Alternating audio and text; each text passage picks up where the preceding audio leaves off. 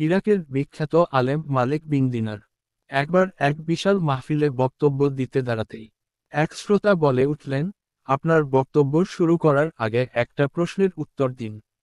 মালিক বিন দিনার প্রশ্ন করার অনুমতি দিলেন। বয়স্ক শ্রোতা বললেন, আজ থেকে 10 বছর আগে আপনাকে মাতাল অবস্থায় পড়ে থাকতে দেখেছি, আপনি সে অবস্থা থেকে কিভাবে ফিরে এলেন এবং ওয়াজ করার জন্য এখানে এলেন। মালিক বিন দিনার কিছুক্ষণ মাথা নিচু করে রইলেন। তারপর বললেন, ঠিক বলেছেন, আমি সেই ব্যক্তি। শুনুন তাহলে আমার কাহিনী।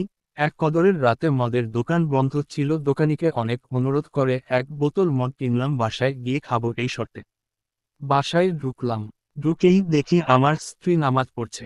আমি আমার ঘরে চলে গেলাম এবং বোতলটা টেবিলে রাখলাম। আমার 3 বছরের শিশু মেয়েটা দৌড়ে এলো, টেবিলের সাথে ধাক্কা খেয়ে মদের বোতল মাটিতে পড়ে ভেঙে গেল। অবুঝ মেয়েটি খিলখিল করে হাসতে লাগলো। ভাঙ্গা বোতল ফেলে দিয়ে আমি ঘুমিয়ে গেলাম। সে রাতে আর মদ খাওয়া হলো না আমার। পরের বছর আবার লাইলাতুল কদর এলো। আমি আবার মদ নিয়ে বাড়ি ফিরে এলাম। বোতলটা টেবিলে রাখলাম।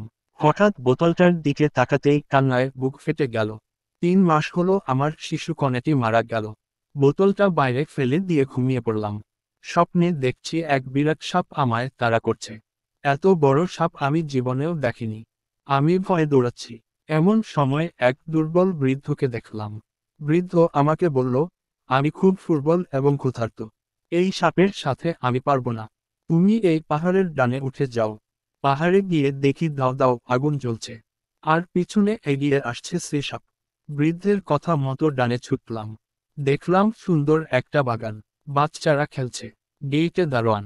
দারোয়ান বলল, বাচ্চারা দেখতো এই লোকটিকে, একে সাপটা খেয়ে ফেলবে নয়তো আগুনে ফেলে দিবে। দারোয়ানের কথায় বাচ্চারা ছুটে এলো। তার মাঝে আমার মেয়েটাও আছে।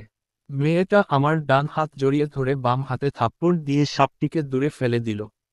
অমনেই সাপ চলে গেল। আমি অবাক হয়ে বললাম, মা তুমি এত ছোট, আর এত বড় সাপ তোমায় ভয় পায়? মেয়ে বলল, আমি জান্নাতি মেয়ে, জাহান্নামের সাপ আমায় ভয় পায়। বাবা, ওই সাপকে তুমি চিনতে পেরেছ?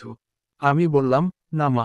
আমার মেয়ে বলল, বাবা, এত তোমার নফস, নফসকে তুমি এত বেশি খাবার দিয়েছ যে সে আজ এত বড় এত শক্তিশালী হয়েছে। সে তোমাকে আজ জাহান্নাম পর্যন্ত তাড়িয়ে নিয়ে এসেছে। মেয়েকে বললাম, পথে এক ফুটবল বৃদ্ধ আমাকে এখানে আসার পথ বলে দিয়েছে, সে কে?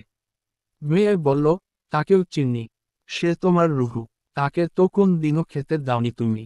সে না খেয়ে এতই ফুটবল হয়ে পড়েছে যে কোন রকম বেঁচে আছে। আমার ঘুম ভেঙে গেল। সেই দিন থেকে আমি আমার রুহকে খাদ্য দিয়ে যাচ্ছি আর নফসের খাদ্য একেবারেই বন্ধ করে দিয়েছি। চোখ বন্ধ করলেই সেই ভয়াল রূপটি দেখতে পাই আর দেখি রুহকে। আহা, কত ফুটবল হাঁটতে পারে না! ঝোড়ো ঝোড়ো করে কেঁদে ফেললেন মালিক বিন দিনার। তাই আসুন, নিজের নফসকে হেফাজত করি, নয়তো চিরস্থায়ী হবে জাহান্নাম। মহান আল্লাহ আমাদের সবাইকে বুঝার তৌফিক দান করুক।